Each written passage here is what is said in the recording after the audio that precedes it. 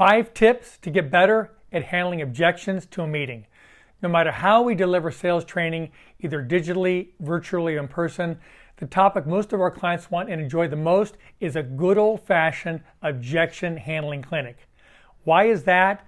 Because if you made a lot of calls like I have, over 150,000, you realize that you are an interruption in the prospect's day. You probably don't like to be interrupted, neither do they. From my experience, there are 3 different ways a prospect reacts to that interruption. Yes, I'm interested. No, I'm not interested. Or maybe. If it is a yes, go for a meeting. If it is a hard no, move on.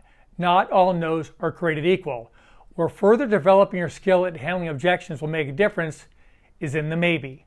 So here are 5 tips to get better at handling objections to turn those maybes into meetings. Tip number 1 is to script out your responses. Take the time to carefully script out responses to the most common objections you get day in and day out. Remember, the best thing about prospecting is you know that you will get the same concerns, questions, stalls, and put-offs over and over again. I've been saying this for 35 years till I'm too busy to get together. I can understand you're busy, Clyde. I actually thought you would be. Most successful people are. Because they're busy, they find that the easiest time to get together is before work.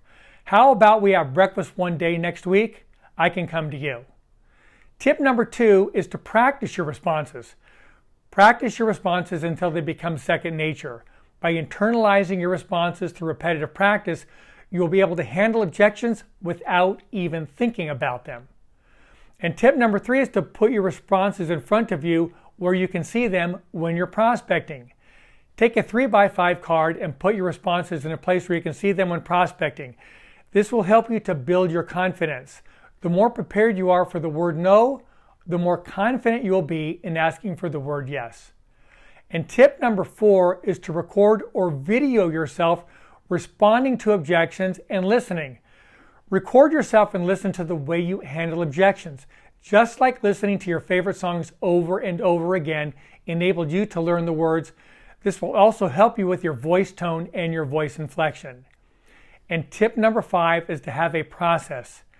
Have a system that you can follow so that you can get it down.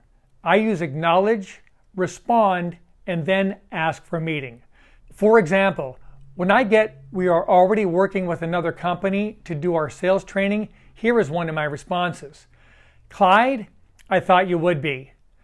That is the very reason we should get together. We can learn more about you are doing, and you can learn more about how we work with our clients.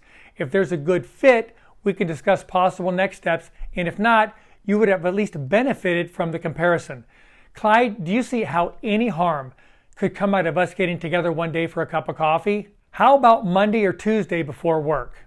As you know, many things in life are won on the margins. If you are in high activity sales and get fractionally better at handling objections, you will set more meetings. What to do?